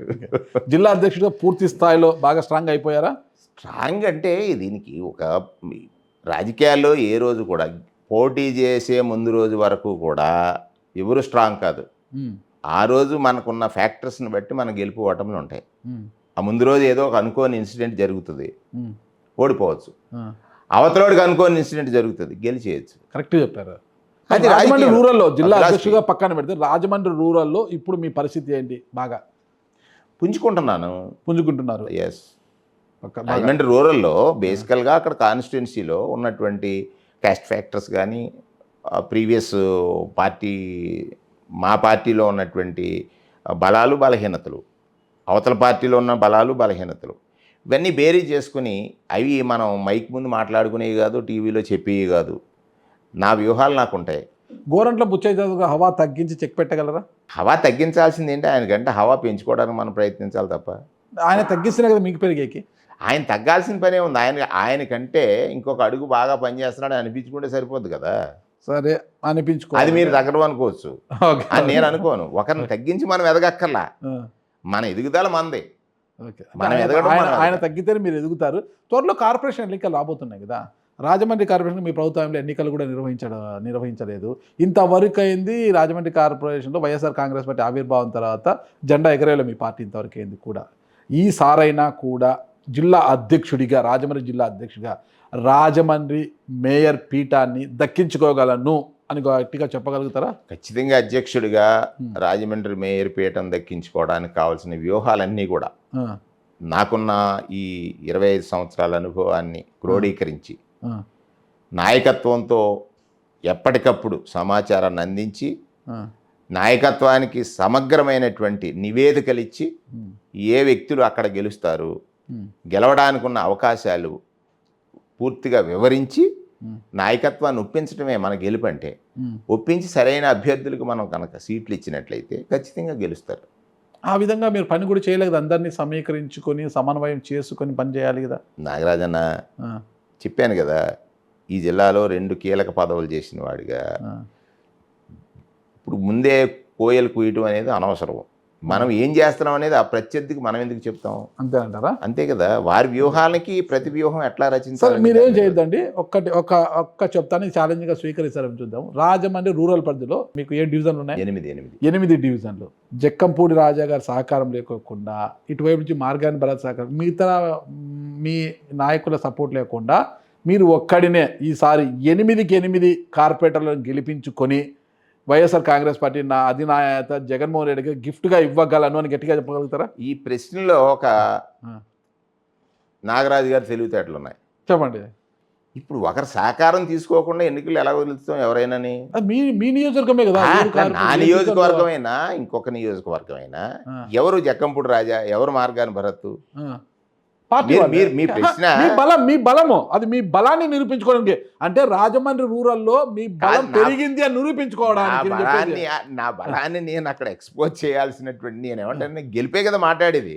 అది ఎవరు బలం తీసుకుంటామో ఎలా చేస్తాము అనేది అని మేము ఆ గెలుపుతో బలాన్ని నిర్ధారించే అంశం కదా. మీరు ఒక్కటే దేనికి బలాన్ని నేను గెలిపించుకొచ్చాను, 8 గెలిపించుకొచ్చాను శక్తిలా నేను ప్రయత్నం చేస్తాను. దానికి నేనేమంటానంటే, మీ ప్రశ్న గెలవడం కోసం ఎవరు అవసరం ఉంటే వారినే ఉపయోగించుకోవాలి. ఆ, మీరు అనేది ఏంటంటే ఇద్దరిని ఉపయోగించుకోకుండా చెయ్యాలనే దాన్ని నేను ఒప్పుకోను. రాజకీయాల్లో మేము అందరం కలిసి ఉన్నాం కదా, మళ్ళీ ఆ కాంట్రవర్సీ మనం ఎందుకు తీసుకుంటాం? వేణుగారు ఇవాళ ఒంటరిగా గెలుస్తానన్నాడు, మీరు అన్నారు గెలిచారా? ఆ ప్రశ్న నాకు నేనేమంటాను, మార్గాన్ భరత్ రాజకీయాల్లో అర్బన్ లో బిజీగా ఉంటారు. జగ్గంపూడి ఎవరున్నా రాజా వాళ్ళ దగ్గర ఏమన్నా బిజీగా ఉంటారు. మార్గాన్ వాళ్ళ భరత్ ఎన్నికలు గారిని వాళ్ళ తీసుకోవచ్చు, మున్సిపాలిటీ జక్కంపూడి గారిని తీసుకోవచ్చు, ఒక మార్గాన భర్త గారిని తీసుకోవచ్చు, అక్కడ రౌత్ సూర్యప్రకాష్ గారిని తీసుకోవచ్చు, అవసరమైతే ఈ పార్టీలో లేని అనేక మందిని నేను తీసుకోవచ్చు. గెలుపు కోసం ఏం చేయాలనేది అన్నీ చేస్తాను. నేనేమంటానంటే రిజల్ట్ కదా మాట్లాడాల్సింది, రిజల్ట్ ఓరియంటెడ్గా పనిచేయాలి తప్ప ఇక్కడ మన సామర్థ్యాన్ని కోసం వెళ్ళి హిట్ అయిపోయి నేను గొప్పోడిని అని అంటాం, దెబ్బలు తోలుతాయి. అంతేనంటారా? అది నేను చేయను కదా. ఓకే. ఈ 2029లో మీరే పోటీ చేస్తారు 100% రాజమండ్రి రూరల్ నుంచి 100%. మరొకసారి. జగన్మోహన్ రెడ్డి గారు నన్ను అక్కడికి పంపించారు, ఆ, నేను కష్టపడి పనిచేస్తున్నాను, ఎక్కడ నా పనిలో లోపం లేదు. ఆయన సీటు నాకు ఇస్తారు, ఇస్తే పోటీ చేస్తాను, పోటీ చేస్తే గెలుస్తాను. ఖచ్చితంగా. నాకు అర్థం కాలేదు, మీరు చెట్టిబల్య సమాజ వర్గం రామచంద్రాపురం నుంచి పోటీ చేసి మంత్రి అయ్యారు. ఇప్పుడున్న వాసంశెట్టి సుభాష్ చెట్టిబల్య సమాజ వర్గం, ఆయనకు రామచంద్రపురం నుంచి గెలిచే మంత్రి అయ్యాడు ఈరోజు. కానీ గతంలో మీ పార్టీలో ఉన్న నాయకుడు కొన్ని ఇష్యూస్ వల్ల బయటికి పోయి ఆ పార్టీలోకి వెళ్ళారు, మంత్రి అయిపోయారు. ఏంటి మీ ఇద్దరి మధ్య ఈ చెట్టిబల్య గొడవ ఏంటి? జీవో అంటారు, జీవోకి మెమోకి తేడా తెలియనోడు మనకు మంత్రి అంటారు మీరు. ఆయన చూసే చెట్టిబల్యాల అంశం కోసము కేసీఆర్కి పోయి లెటర్ ఇచ్చవచ్చు, వాళ్ళంతా కూడా హైదరాబాద్లో మీటింగే పెట్టారు. ఏంది అసలు ఏం గొడవ జరుగుతుంది మీ అసలుకి? చెట్టిబల్య గౌడ అవన్నీ ఉపకులాలే అని అంటారు. సో ఈ సబ్జెక్ట్ ఏంటి, ఇదేంటి మీ ఇద్దరి మధ్య గొడవ? మా ఇద్దరి మధ్యలో గొడవ లేదు. ఇది ఆ, సెట్టిబల్జీ సామాజిక వర్గానికి కొన్ని యథార్థాలు చెప్పాల్సినటువంటి అవసరం ఉంది. ఆ, యాజ్ ఏ ఫార్మర్ మినిస్టర్ ఆ, ఆయన ఏదో ప్రయత్నం చేశాడు. ఉమ్, సెట్టిబల్జీలో నేను ఉమ్, జియో నెంబర్ 6 తీసుకొచ్చాను, నేను గొప్ప కార్యక్రమం చేశానని. అది గొప్ప లేకపోతే నష్టమా అనేటువంటిది సెట్టిబల్జీలు నిర్ణయించుకోవాల్సినటువంటి అంశం. ఉమ్, ఇక్కడ నేనేమంటానంటే అంతవరకు ప్రాబ్లం లేదు. నేను సెట్టిబల్జీలకి అన్యాయం చేసేసాను అనేటువంటి ఒక పదం వాడాడు. వాస్తవాలు చెప్పాలి కదా. నేనేమంటానంటే అదే మీరు చర్చిందాం రండి ఒకసారి. ఎవరు వాస్తవం చేశారు, ఎవరి వల్ల నష్టం వచ్చింది, ఎవరి వల్ల లాభం వచ్చింది తెలియదు. నష్టం వస్తే మనం సెట్టిబల్జీలకి అపాలజీ చెప్తాం, తప్పలేదు. నేనేమంటానంటే జీవో నెంబర్ 16 ఇది వాస్తవంగా 97లో ఏ డేట్లో వచ్చిందో మీకు మీ దగ్గర ఉంటుంది నాకు తెలిసినంతవరకు. ఓకే. 97లో జీవో నెంబర్ 16 అని గౌతు లచ్చన్న గారు రాజకీయాల్లో ఈ ఉపకులాలని కలుపుతూ శ్రీశైన, యాత, ఈడిగ, సెట్టిబల్జ, గౌడ అనేటువంటి ఒక జీవోని తీసుకొచ్చారు 97లో. 1997 ఇది దిస్ ఈజ్ ది జీవో. ఏమంటే ఈ జీవో ఇది జీవో 1997 అంటే 19/6/97లో జీవో నెంబర్ 16.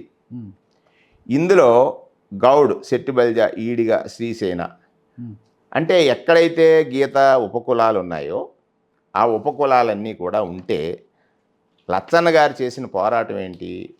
రాజకీయపరమైనటువంటి ప్రాబల్యాన్ని పెంచాలంటే ఈ ఉపకులాలు కలిస్తే జరుగుతుంది అనేటువంటి ఒక మహదాశయంతో చేశాడు ఆయన. అదే సమయంలో ఈ ప్రాంతానికి చెందినటువంటి కొంతమంది సెట్టిబల్జ పేరుని సెట్టిబల్జగానే ఉంచాలి, ఈ జీవోని మేము స్టే చేయమని కోర్టుకు వెళ్ళటం జరిగింది. You got my point. కోర్టుకు వెళ్ళారు. అప్పటి నుంచి చంద్రబాబు నాయుడు గారు ముఖ్యమంత్రి. అప్పుడు 90 ఏళ్ళు ఆయనే కదా ముఖ్యమంత్రి. చంద్రబాబు నాయుడు గారు ఆయన తెలివైన రాజకీయ నాయకుడు కాబట్టి ఇచ్చాడు, మళ్ళీ దాన్ని ఫ్లైఓవర్లో పెట్టేశారు. 97 నుంచి ఈ సమస్య 2000 ఎప్పుడండి 25 వరకు, 26 వచ్చింది, 25 ఇది 26 వచ్చింది. 25 వరకు ఈ సమస్య రాలా. సెట్టిబల్జ పేరు గౌడ అనే సమస్య రాలా. దీంట్లో ఈ ప్రభుత్వం వచ్చిన తర్వాత ఇది ఎప్పుడు 11/9/2025 ఇది వచ్చినటువంటిది. ఇది జీవో నెంబరు 6 ఇది. ఓకే.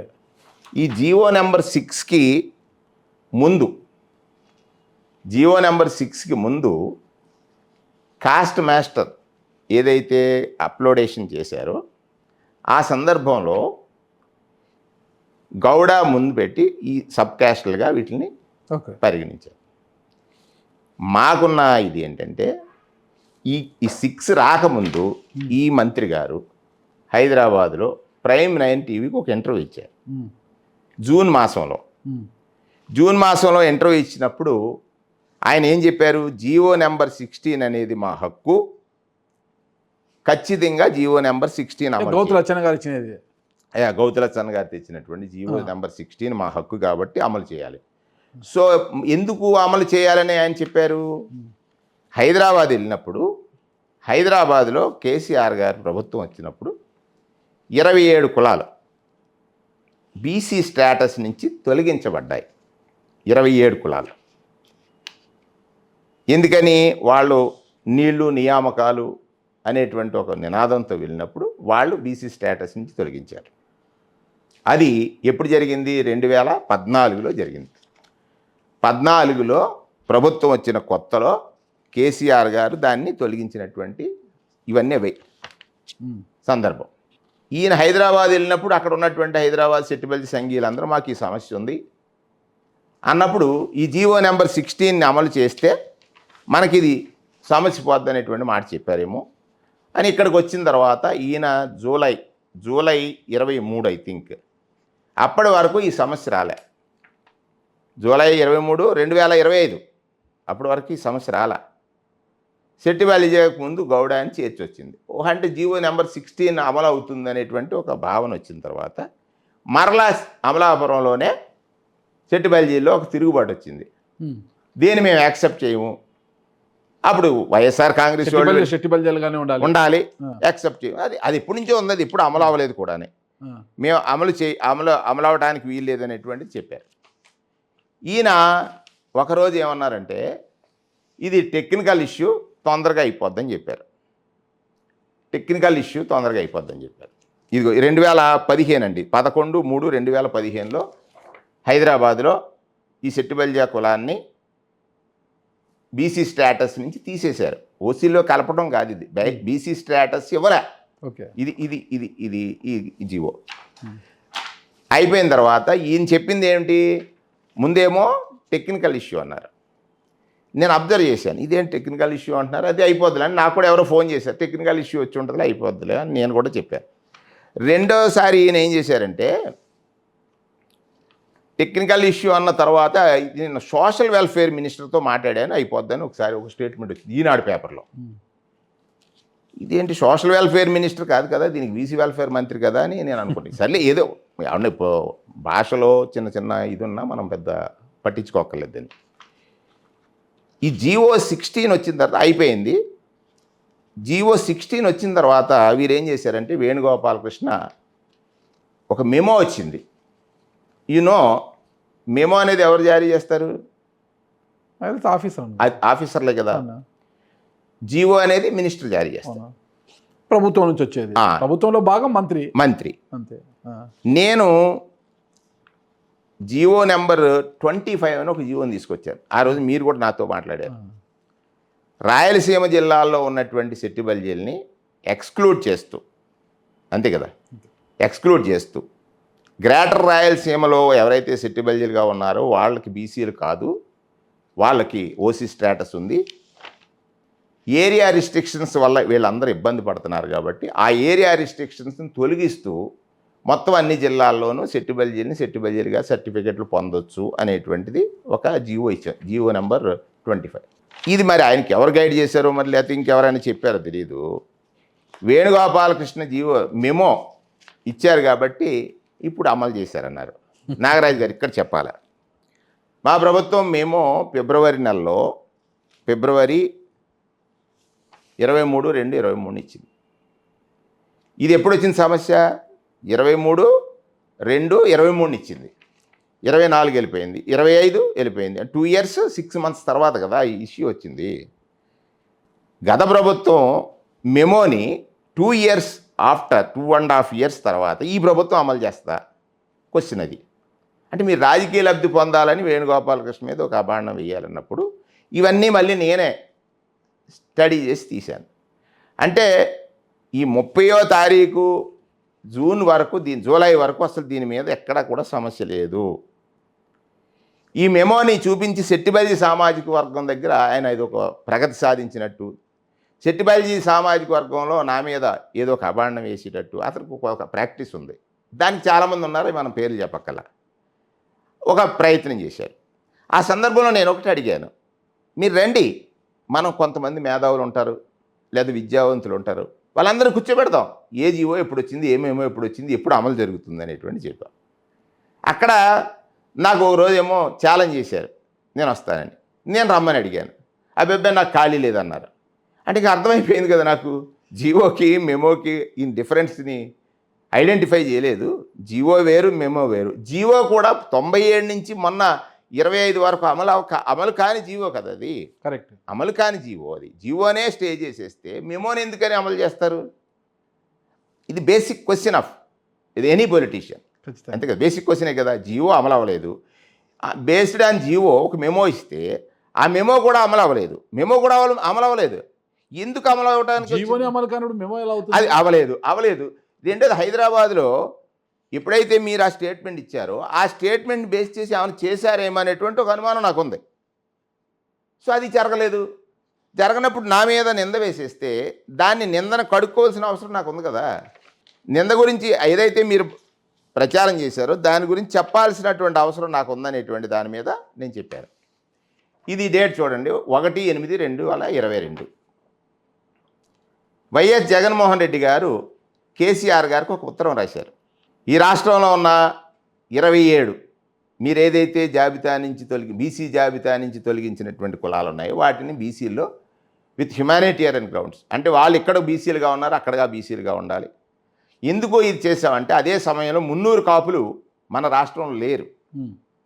తెలంగాణలో విడిపోయిన 7 మండలాలకు సంబంధించిన 300 కాపుల్ని బీసీ స్టేటస్ కల్పించిన దాంట్లో నేనే జీవో ఇష్యూ చేసినప్పుడు కేసీఆర్కి ఇది వంక పెట్టి నేను మాట్లాడించాను కేసీఆర్ గారు. అప్పుడు వకులాభరణం కృష్ణమోహన్ గారని బీసీ కమిషన్ చైర్మన్ ఉన్నారు, ఆయన నాకు పాత మిత్రుడు. ఆయన దగ్గరికి వెళ్ళి 2 సందర్భాల్లో నేను మాట్లాడటం జరిగింది వకులాభరణంగా. నేను చేసిన ఈ ప్రయత్నం ఇది, ఈ లెటరు ముఖ్యమంత్రి గారికి రాయించింది నేనే కదా. డేట్ చూశారు కదా బాబు, ఇది జూమ్ చేయమ్మా, 1/8/22. 1/8/22న అంటే ఎవరో ప్రయత్నం చేయలేదు. అక్కడ సెట్టిబల్జీలకి అన్యాయం జరిగింది, న్యాయం జరిగింది. అక్కడ ఏంటంటే సెట్టిబల్జీలు చాలామంది బీసీ సర్టిఫికెట్లు పొందుతున్నారు in the name of Gowda. వాళ్ళకు ఒక అవకాశం ఉంది. కేసీఆర్ గారు తీసుకున్నా కూడా అక్కడ ఉన్నటువంటి గౌడ సోదరులు మాకున్నటువంటి పాత పరిచయాలతో వాళ్ళు కూడా పొందుతున్నటువంటి సందర్భం ఉంది. ఇక్కడ వారేమంటారంటే, మేము సెట్టిబల్జీ కార్పొరేషన్ పెట్టాము, మీరేమో దాన్ని 5 కార్పొరేషన్లు పెట్టారన్నారు. మా విధానం ఏంటో అందరినీ గౌరవించడం కదా మా విధానం. ఆ సెట్టిబల్జీ కార్పొరేషన్ ఎప్పుడు పెట్టారు చూడండి నాగరాజు గారు, 22/2019. ఎలక్షన్ ఎప్పుడండి? మే అంటే మార్చిలోనే కదా నోటిఫికేషన్. ఈ సెట్టిబల్జీ కార్పొరేషన్ ఎప్పుడు సీట్లో కూర్చోలేదు ఆయన, అది కూడా అడిగాను నేను. విమర్శ చేసేటప్పుడు మనం ఏం చేసామనేటువంటిది ఒకటి ఉండాలి. మీరేదో ఆఫీస్ ఇచ్చారు, లేకపోతే బీసీ కార్పొరేషను లోన్లు ఇవ్వలేదు, ఇటువంటి మాటలు ఎక్కువ మాట్లాడేస్తుంటారు. నేను ఏదో కొత్తగా వచ్చాడు, మంచిది, మనకి సామాజిక వర్గానికి ఒక మంచి చేయాలనేటువంటి తపన ఉన్నప్పుడు ఆ దాన్ని స్వాగతించాల్సినటువంటి అవసరం ఉందనేటువంటి. ఈ క్రమంలోనే ఈ వనభోజనాలు ఎక్కడి నుంచి వచ్చినాయి? అది అతను వనభోజనాలు ఆ రోజు జరిగినటువంటి ఇది మీకు చూపించాను చూడండి. 30/7/25న ఈ కాస్ట్ మాస్టర్ ఇది వచ్చింది. 30/7/25. అప్పటి వరకు ఈ సమస్య రాలా. With full details I'm telling you. సరే, ఈ భోజనాలు ఈ గొడవలు అమలాపురంలో అల్లర్లు జరిగాయండి. అమలాపురం అల్లర్లలో వీరు నిందితుడు. సరే, what ever reason I don't know, నాకు అది, నేను కూడా ఆ రోజు పోయింది లేదు. ఆ రోజు ఉన్నటువంటి సెట్టిబల్జీ సామాజిక వర్గానికి అక్కడ ఉన్న నాని అని ఒక అబ్బాయి ఉన్నాడు, ఆయన మొత్తం ఫ్యాక్ట్ చెప్పాడు కదా, ఈయన లేడు, ఎక్కడికో వెళ్ళిపోయాడు. ఆ రోజు ఎవరైతే సఫరర్స్ ఉన్నారో వాళ్ళందరికీ అక్కడ ఒక సామాజిక, నా కొలీగ్ మినిస్టరు ఎస్సీ, నా కొలీగ్ ఎమ్మెల్యే బీసీ, 2 ఇళ్ళు అంటుకుపోతే నా సామాజిక వర్గం అని నేను పరుగుపెట్టేస్తే, ఇది పొలిటికల్ డ్రామా, పరుగుపెట్టేస్తే రాజకీయాలకు విలువ ఉండదు. నేను అక్కడికి చెప్పాను, ఎవరైతే ఆ రోజు నా దగ్గర చంద్రశేఖర్ అని తెలుగుదేశం నాయకుడే వచ్చాడు, తనని నెక్స్ట్ అరెస్ట్ లేకుండా అయిపోయాను 2030 ఆ తర్వాత.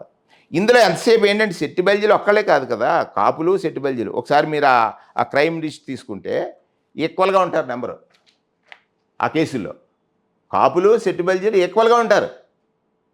అమలాపురం అంబేద్కర్ నేమ్ పెట్టినప్పుడు చేసినటువంటి అల్లర్లు ఈక్వల్గా ఉంటారు.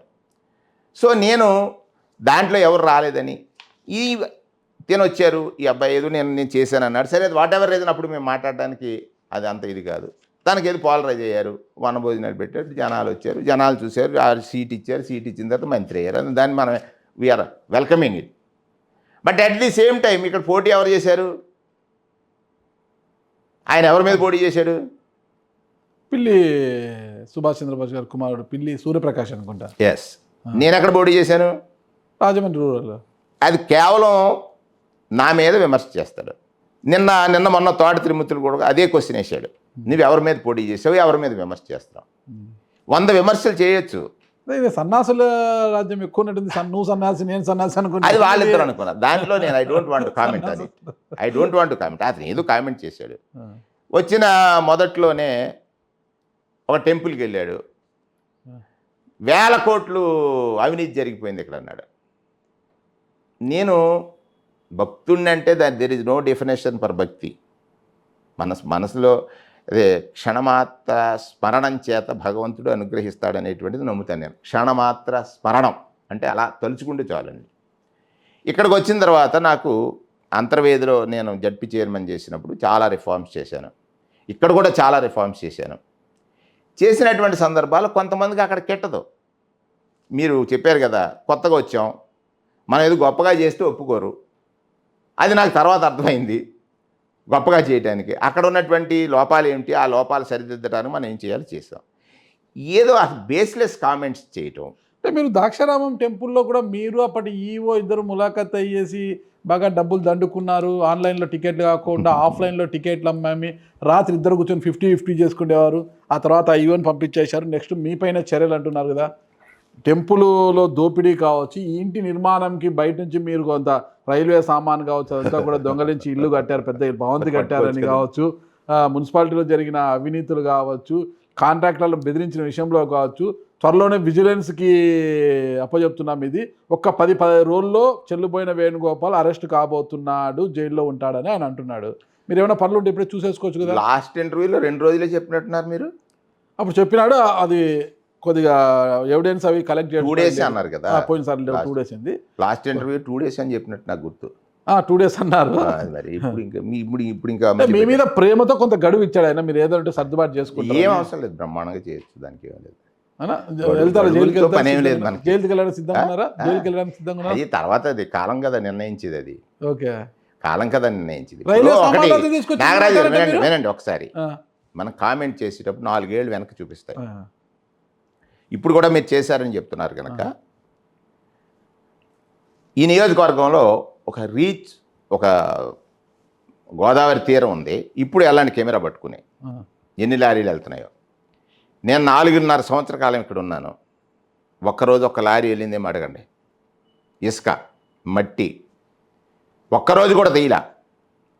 రాష్ట్రం అంతా కోడిపందాలు జరిగాయి, నా నియోజకవర్గంలో జరగల. మీరు వెళ్ళి ఎంక్వైరీ చేయండి. ఆ రోజు పనిచేసిన పోలీసులను అడగండి, ప్రజలను అడగండి. ఒక ట్రాన్స్పరెన్సీ ఏంటి, ఏదో డాగేసేస్తే, ఏదో మాట్లాడేస్తే అంటే మీరు ఇవాళ బయటికి వెళ్ళి అడగండి ఆయన ఏం చేస్తాను. నేను చేయను. ఆయన మంచి సేవా కార్యక్రమాలు చేస్తున్నారు. వాళ్ళ నాన్నగారు ఫౌండేషన్ అని పెట్టేసి ఫౌండేషన్ ఏం చేస్తారు? నాగరాజ్ అన్న, ఫౌండేషన్ ఎందుకు పెడతారు, ఫౌండేషన్ ఏం చేస్తారు? నీకు నాకు తెలియంది ఏముంటుంది? స్టోరీలు తెలియవా ఇవి?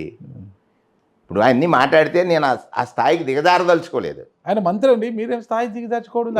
మంత్రి అయినంతరాన్ని స్థాయి వచ్చేయాలని లేదే. మంత్రి అయినంతరాన్ని స్థాయి వచ్చేస్తుందా? స్థాయిలో మాట్లాడాలా. స్థాయిలో మాట్లాడితే స్థాయిగా చూస్తారు. కామన్ మ్యాన్ ఆల్సో స్థాయిలో మాట్లాడితే చాలా గౌరవించాలి. స్థాయి లేనప్పుడు మనం దాని గురించి మాట్లాడొద్దు. స్థాయి లేదంటారా? నా దృష్టిలో. మీ దృష్టిలో స్థాయి లేదు? స్థాయి లేదని నేను అన్నా, స్థాయిలో మాట్లాడాలంటాను. ఇప్పుడు స్థాయిలో మాట్లాడాలంటాను. ఏదో ఏదో ఒక కామెంట్ చేయటం పోవటం. వేణుగోపాలకృష్ణ ఇల్లు కట్టుకుని నేను I'm having 35 acres land, documents పంపనా నీకు? ఏం తెలుసు? నీకే చూపిస్తాను. అతను ఏదో కామెంట్ చేశాడు అంటున్నా కదా, ఏం తెలుసు అతనికి నా గురించి? ఏదో మాట్లాడుతాడంటే వింటున్నావు అనుకుని పిచ్చి ఏదో కుర్రాడు జాగ్రత్తగా మాట్లాడుతాడు, నా దగ్గరికి వచ్చాడు మాట్లాడితే అంటాడు ఏదో అక్కడ ఒక సోషల్ మీడియాని పెట్టుకోవడం, పిచ్చి కామెంట్స్. నవ్వుకుంటున్నారు జనాలు, ఈ కులం వాళ్ళే నవ్వుకుంటున్నారు.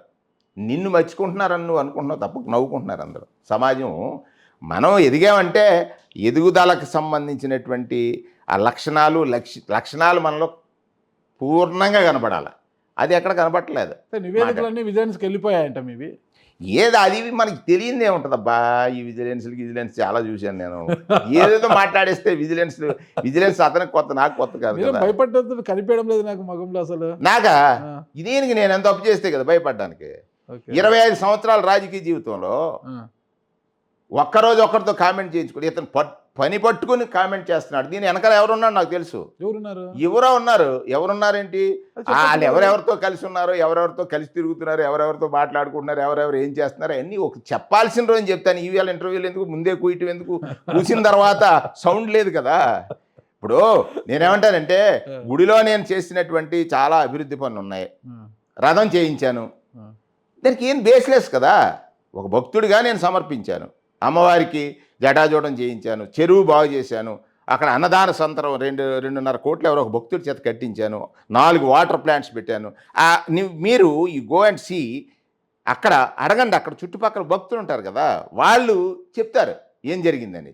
మీరు కాంట్రాక్టర్ల దగ్గర డబ్బు తీసుకున్నా అన్నారు కదా, ఇప్పుడు మున్సిపల్ కాంట్రాక్టర్స్ దగ్గరికి వెళ్ళండి. బెదిరించి తీసుకున్నారు మామూలుగా. అదే అది నేనేమనేదంటే ఆ మాటలు మీరెందుకు తీసుకోవాలి? మీరు you go and ask contractors. నేనేం చెప్పను కదా, మీరు వెళ్ళి అడగండి.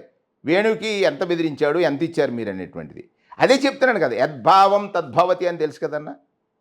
మరొకసారి చెప్పనా, యద్భావం తద్భవతి. నీలో ఏ భావం ఉంటే అదే నువ్వు వ్యక్తీకరిస్తూ ఉంటావు. ఇది ఆయన చేసే పని పాండిత్యం ముందు అందరూ కూడా కాదు సోదరా. ఆయన చేసే పని ఏంటంటే ఇక్కడికి వెళ్ళి బయట యూ గో అండ్ ఎంక్వైర్. ఆయన కానీ వారి పరివారం కానీ చేస్తున్నటువంటి పనులు ఏమిటో చూస్తే ప్రజలు చెప్తారు కదా బయటికి. నేనేమంటానంటే నీలో ఏ భావజాలం ఉందో అదే నువ్వు వ్యక్తీకరిస్తూ ఉంటావు, ఎదుటి వారి పట్ల నువ్వు మాట్లాడుతూ ఉంటావు. నేను 5 సంవత్సరాలు పనిచేసి ఎక్కడ కామెంట్ లేకుండా పనిచేసినటువంటి మీద ఏదో కామెంట్ చేసి నేను పాపులారిటీ సంపాదించాలని, లేకపోతే ఆ నాయకుడు చంద్రబాబు నాయుడు గారి దగ్గర, లేకపోతే లోకేష్ గారి దగ్గర, లేకపోతే పవన్ కళ్యాణ్ గారి దగ్గర పాపులారిటీ కోసం చేసి చీప్ ట్రిక్స్ అంటాను. నేను చీప్ ట్రిక్స్ అంటాను. విజిలెన్స్లు, లేకపోతే ఇంకో పోలీస్ కేసులు, రకరకాల మాటలు, ఇవన్నీ రాజకీయ జీవితంలో అన్నీ కామన్. ఇవన్నీ నేనేమంటానంటే ఇక్కడ ప్రజలకు తెలుసు నేనేంటనేది.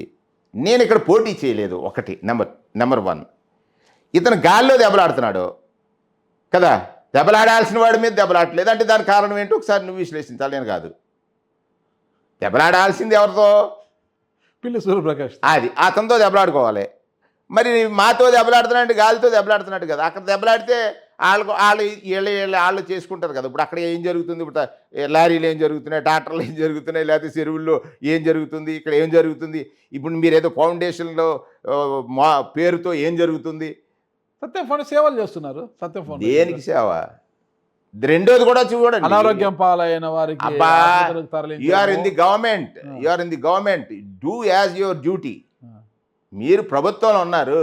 ప్రభుత్వం ఇక్కడ మొన్న తుఫాన్ వచ్చింది. అదే తుఫాన్ వచ్చినప్పుడు నేను 155 కోట్లు తెచ్చాను. ఇక్కడ రైతులు నష్టపోతే 155 కోట్లు ఒక్క సీజన్లో ఇన్సూరెన్స్, ఇన్పుట్ సబ్సిడీ, సుమారు 400 కోట్ల రూపాయలు రైతులకి ఇచ్చాను. ఇక్కడ 400 కోట్లు రైతులకి ఇచ్చాను.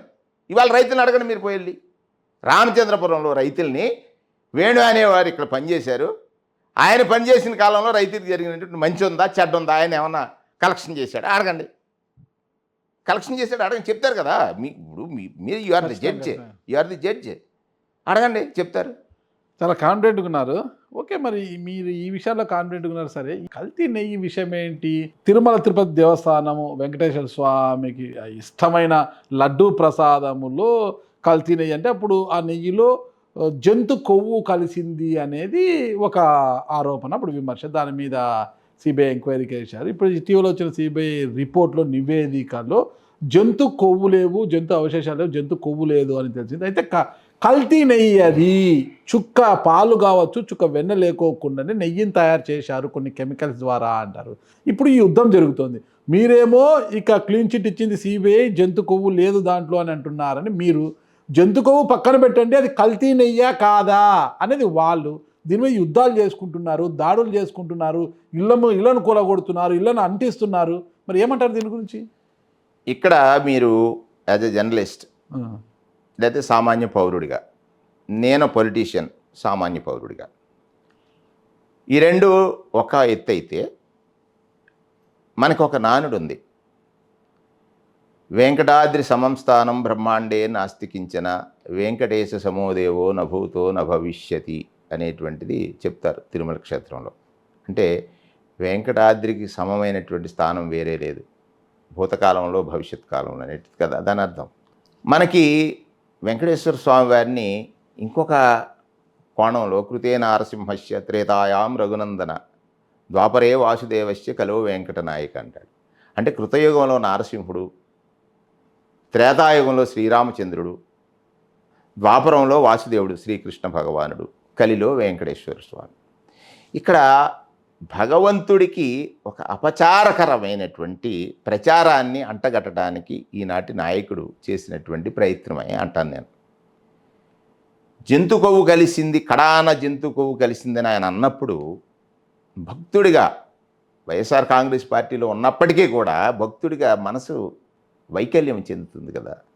ఆయన జగన్మోహన్ రెడ్డి గారి మీద ఏ నింద వేస్తే ప్రజలు నాకు చేరువైతారనో, లేకపోతే ప్రజలు ఆయన్ని వేరేగా చూస్తారని అనుకుని ఉండొచ్చు.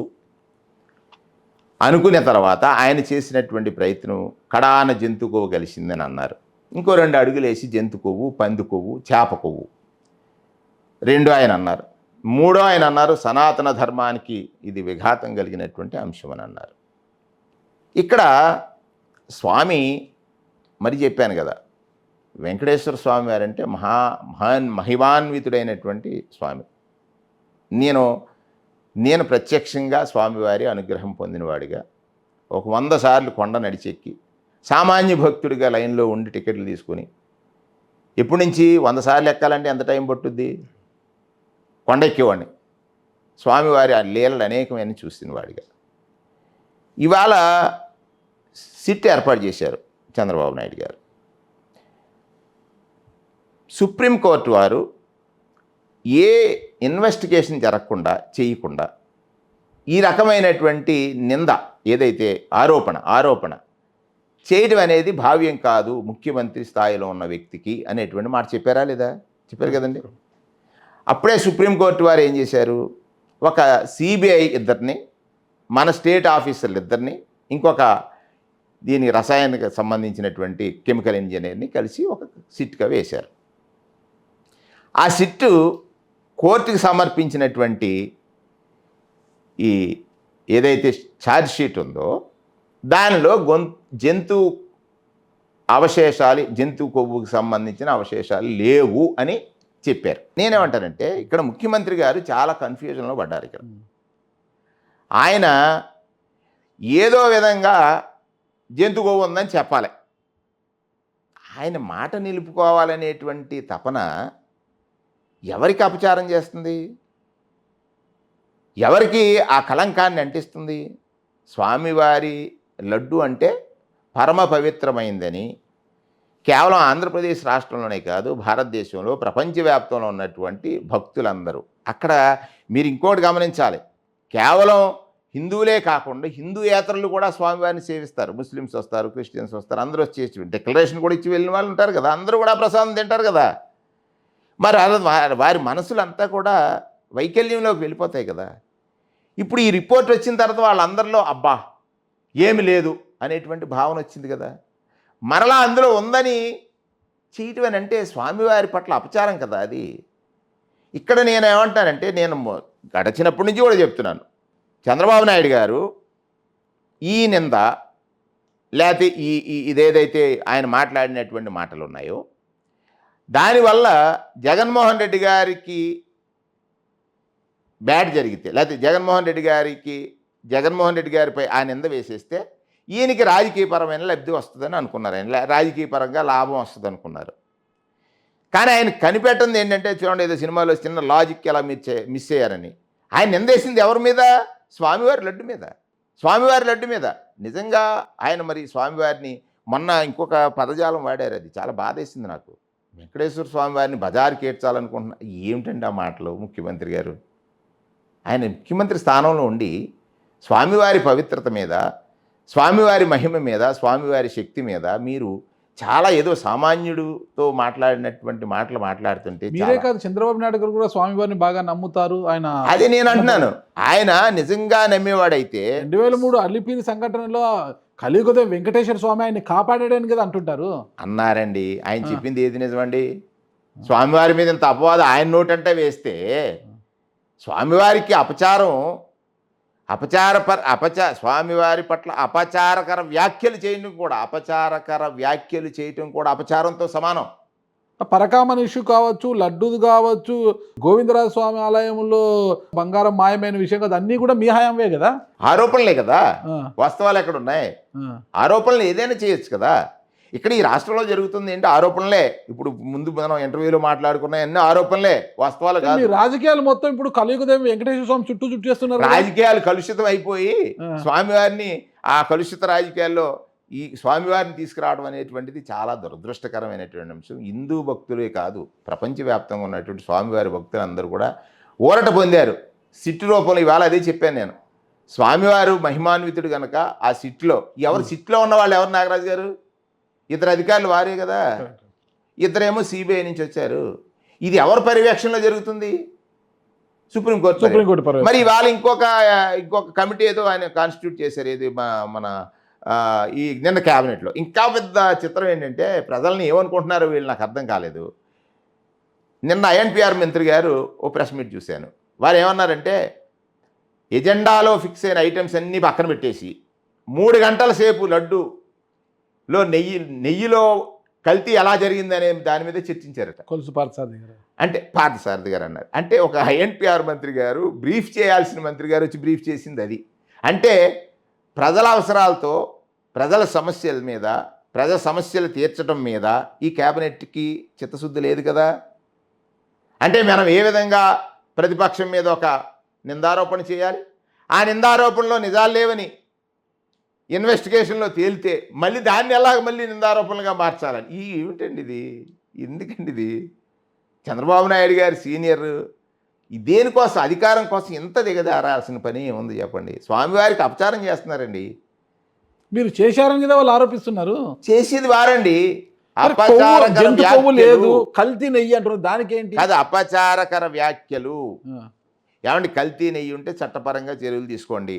కడాన జంతు కొవ్వు కలవేసిందనేటువంటి మాట విన్న భక్తుడి యొక్క మానసిక వైకల్యము లేదా మానసికమైనటువంటి బాధ, ఏదైతే కల్తీ అనేటువంటి పదం వచ్చినప్పుడు ఉన్నటువంటి మానసికమైన బాధని వెచ్చించండి. మీరు ఒకసారి పరీక్షించండి. అంటే ఎవరైతే ఈ జంతు కొవ్వు అనేటువంటి పదం ఏది మన వాడకూడదు, అస్తమాన్ని నేను కూడా వాడటాను, నాకు బాధగా ఉంది. అటువంటి పదం వచ్చినప్పుడు దానిలో ఎంత మనోవేదనకు గురవుతాడు భక్తుడు.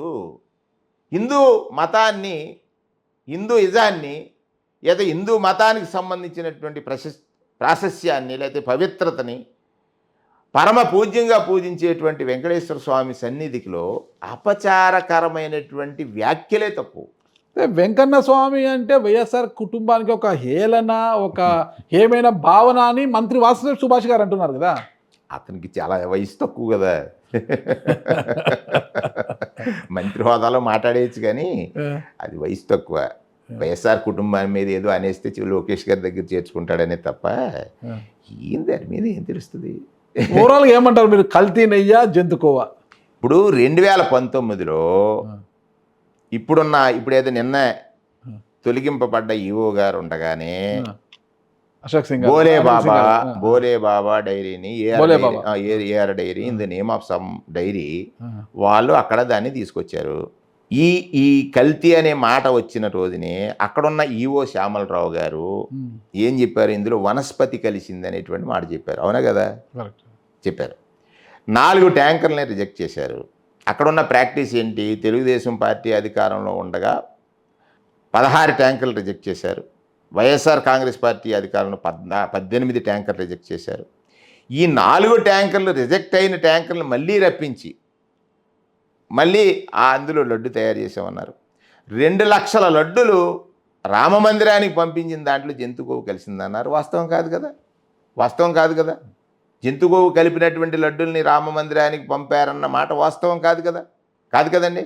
ఇక్కడ ఇంకా లాజికల్ ఇదేమిటంటే, మొన్న వచ్చినటువంటి ఈ ప్రభుత్వం వచ్చిన తర్వాతే కదా, జూలై 12 ఆ డేట్లో కదా, ఈ ప్రభుత్వం వచ్చిన తర్వాత కదా ఆ ట్యాంకర్లు వచ్చాయి.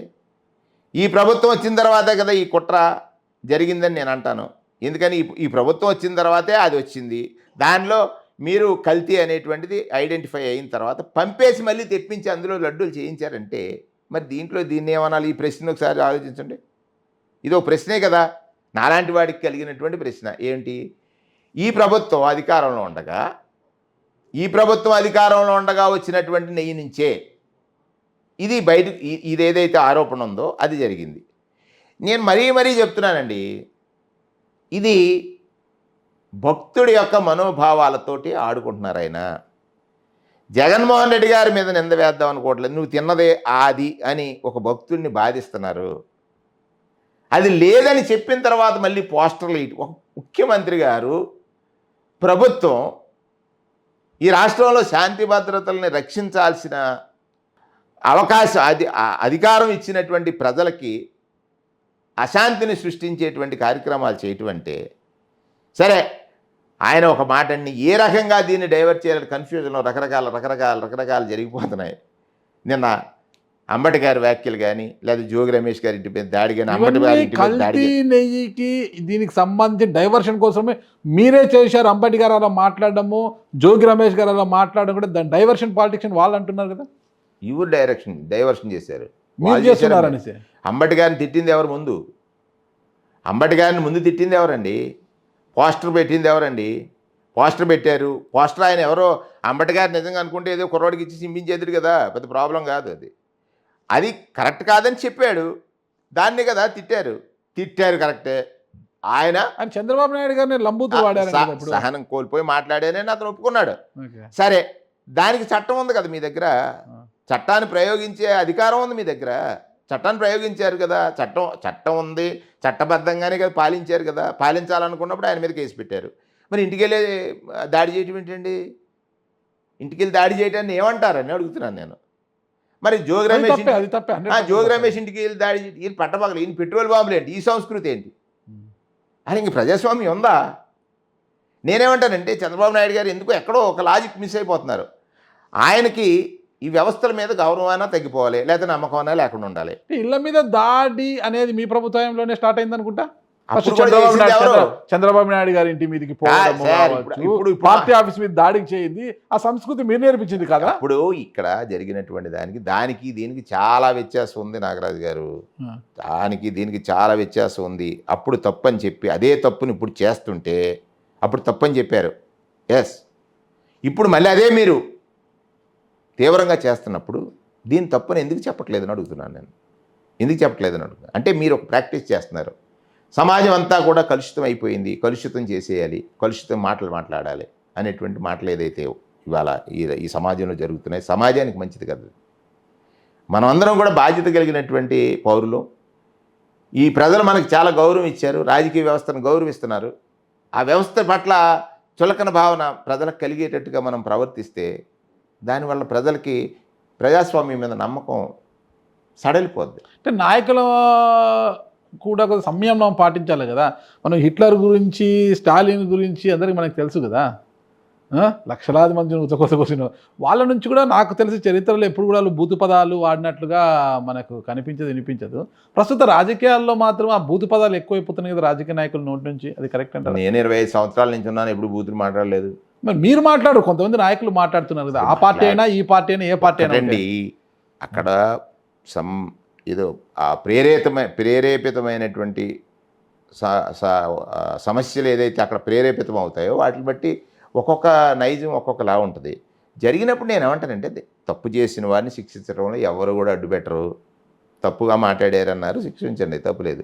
కానీ దానికి మీరు శిక్ష వేయకూడదు అంటాను. శిక్షించడానికి దీన్ని నేను కూడా వ్యతిరేకం. వ్యవస్థ ఉంది, శిక్షించడానికి వ్యవస్థ ఉంది, శిక్ష వేయడానికో వ్యవస్థ ఉంది. మీరు శిక్షించండి, మీరు కర్లట్టుకెళ్ళి కొట్టేసి అంటున్నారు రంబర్ రాంబాబు గారి ఇంటి మీద దాడి చేసినప్పుడు కేసులు నమోదు చేశాము, చేయలేదు కదా. కేసులు నమోదు చేశారు. ఏవన్గా గుంటూరు ఈస్ట్ ఎమ్మెల్యేని గల్లా మాధవి గారు ఇంకా లేదే, అరెస్ట్ చేయలేదు. కేసులు అయితే ఏ2గా వాళ్ళ ఇప్పుడు ఆవిడ నిన్న కూడా మళ్ళీ కొడతానంటున్నారు. అంటే చూడండి, అధికారం ఉంటే మా ఇష్టం. ఏంటిది అధికారం మీ ఇష్టానికి కాదు కదా, చట్ట ప్రకారంగా నడవటానికి ఉంది. ఏమంటే ఇంకోటి, అధికారంలో ఉన్నవాడు బాధ్యతగా ఉండాలంటాను. నేనేమంటానంటే నేను కూడా 4 సంవత్సరాలు మంత్రి చేశాను, 5 సంవత్సరాలు జడ్పీ చైర్మన్ చేశాను. పెద్ద జిల్లాకి క్యాబినెట్ హోదా క్వశ్చన్ కాదు, ఇంతమంది పెద్దలతో శబాష్ అనిపించుకునేలా చేశాను. ఇక్కడ మంత్రి చేసినప్పుడు మీరు యూఆర్ ది విట్నెస్. ఇంకెవరు అక్కర్లేదు, నాగరాజుకి తెలుసు వేణుగారు ఎట్లా అంటాడు. ఐఎన్పిఆర్ మంత్రిగా చేసిన, బీసీ వెల్ఫేర్ చేసిన, ఇంకోటి మా ఉద్యోగం చేసినప్పుడు మా ధర్మం ప్రకారంగా చేసాం. నేనేమంటానంటే అది బాధ్యత అంటాను నేను. మామూలుగా మనం ఆకతాయిగా ఉండొచ్చు, ఇష్టానుసారం మాట్లాడవచ్చు. ఒక క్యాబినెట్లోకి వెళ్ళిన తర్వాత మన భాష మారిపోవాలి, మన ప్రవర్తన మారిపోవాలి, మన బాధ్యతలు మారిపోవాలి. ఎక్కడైనా నోరు జారితే, ఇప్పుడు ఐఎన్పిఆర్ నేను బ్రీఫ్ చేసిన తర్వాత ఏదో నోరు జారని అనుకోండి, అదే తిప్పుతారు, చెప్పిందంతా పోద్ది. అంతే కదా. మీరు ఎప్పుడైనా మరి నేను ఎన్నిసార్లు ప్రశ్న అడ్రస్ చేస్తే ఎప్పుడైనా జార్చారా నోరు? అప్పుడు కూడా ప్రశ్నలు వేశారు, బాధ్యతగా సమాధానం చెప్పాను. అది కదా నేనేమంటానంటే, మనకి అధికారం అనేటువంటిది బాధ్యతను పంచాలి. ఆ బాధ్యత ప్రజల పట్ల మరింత బాధ్యత పెంచేటట్టుగా ఉంటారు. ప్రజలకు మన పట్ల గౌరవ భావం పెరిగేటట్టుగా ప్రవర్తించాలనేటువంటిది నాకున్న నమ్మకం, నమ్మకము. అలాగే ఉండి 2029లో తిరిగి వైఎస్ఆర్ కాంగ్రెస్ పార్టీ అధికారంలోకి వస్తుంది అనుకుంటున్నారు. ఎందుకంటే జగన్మోహన్ రెడ్డి గారికి ఏడాదిని 2027 నుంచి పాదయాత్ర చేస్తానంటున్నారు. మరి ఖచ్చితంగా వస్తుంది. అప్పుడేమో ఒక్క ఛాన్స్ అని అన్నారు, ప్రజలు అవకాశం ఇచ్చారు. ఇప్పుడు మళ్ళీ ఏం చెప్పబోతారు జగన్మోహన్ రెడ్డి గారు? జగన్మోహన్ రెడ్డి గారు ఇవాళ జగన్మోహన్ రెడ్డి గారి విలువ ప్రజలకు తెలిసింది. ఇప్పుడు పాలకులు ప్రవర్తనే జగన్మోహన్ రెడ్డి గారి విలువని తెలియజేసింది. మరోసారి చెప్తున్నాను, ఇప్పుడు పాలకుల ప్రవర్తనే జగన్మోహన్ రెడ్డి గారి విలువ ప్రజలకు తెలియజేసింది. ప్రజలు మళ్ళీ వాళ్ళు చూడండి, గుంటూరులో 40 నిమిషాల జర్నీ 6:30 గంటలు 7 గంటలు పట్టింది అక్కడ వెళ్ళడానికి. కారణం జగన్మోహన్ రెడ్డి గారి పట్ల ప్రజల్లో ఆ నమ్మకం, లేకపోతే ఆ జగన్మోహన్ రెడ్డి గారి పట్ల ఆ ప్రజలకున్న విశ్వాసం, లేకపోతే ప్రేమ పెరిగింది కదా. ఖచ్చితంగా రేపు జగన్మోహన్ రెడ్డి గారు నిజమండి. ఈ మధ్య అంటే ఈ ప్రస్తుత రాజకీయాల్లో నిజం మాట్లాడే నాయకత్వాలు మృగ్యమైపోయాయి, ఎండమావులుగా కనపడుతున్నాయి. నాయకుడు నిన్న మాట్లాడింది రేపు మాట్లాడట్లేదు, ఈరోజు మాట్లాడట్లేదు. కానీ నాయకులు గమనించింది ఒకటి ఉంది, ఏంటంటే నాడు మన ఆకాశవాణి లేదు కదా, ఎక్కడో నెతుక్కుని చెప్పుకోండి. ఇప్పుడు ఆకాశవాణి ఉంది, గూగుల్ టక్కన వచ్చేస్తుంది. నిన్న చంద్రబాబు గారు ఏం మాట్లాడారు, ఇవాళ ఏం మాట్లాడుతున్నారు, రేపు ఏం మాట్లాడుతున్నారు, అంతే కదా. నిన్న మీరు ఏదైతే పరుష పదజాలం తప్పు అన్నారో, మీరు వాడిని పరుష పదజాలాన్ని చూపిస్తున్నారు కదా. వాళ్ళు గూగుల్ తల్లి వచ్చి చూపిస్తుంది కదా, బాబు తప్పు దొందలే కానీ దాంట్లో 10 అటు 10. నేనేమంటానంటే, మీరు ఏదైతే ఆరోపణ చేస్తున్నారో అది మీరు ఆచరించి ఉండకూడదు అంటాను నేను. మీరు ఆచరిస్తూ నీ పక్కవాడి మీద ఆరోపణ చేయడం తప్పు అంటాను. అది నా పాలసీ. అదే 2029లో పక్కా అధికారంలోకి వస్తామంటారా? 100%. ఓకే. మళ్ళీ క్యాబినెట్లో చెల్లబోయిన వేణుగారు, అది భగవత్ నిర్ణయం, మా నాయకుడి నిర్ణయం. క్యాబినెట్ పక్కన పెడితే 29లో రాజమండ్రి రూరల్లో జెండా ఎగరేస్తారా? ఖచ్చితంగా పోటీ చేసినప్పుడు గెలవటం కోసమే పోటీ చేస్తాం. చేయడానికి భగవంతుని ప్రార్థిస్తాం, ప్రజలను ప్రార్థిస్తాం. ఖచ్చితంగా ఆ అధికారం నాకు దక్కుతుంది అనేటువంటి పూర్తి విశ్వాసం, నమ్మకంతో ప్రయాణం చేస్తాను. నెగ్గుతాను కూడా, గెలుస్తాను. గెలిచి మళ్ళీ మన ఇద్దరం కలిసి ఇంటర్వ్యూ చేసుకుంటాం. ఖచ్చితంగా అదే విశ్వాసంతో మీరు ఉండాలని కోరుకుంటున్నాను. విజయం మిమ్మల్ని వరించాలని కోరుకుంటున్నాను. థ్యాంక్ యూ అండి. థ్యాంక్ యూ అన్న.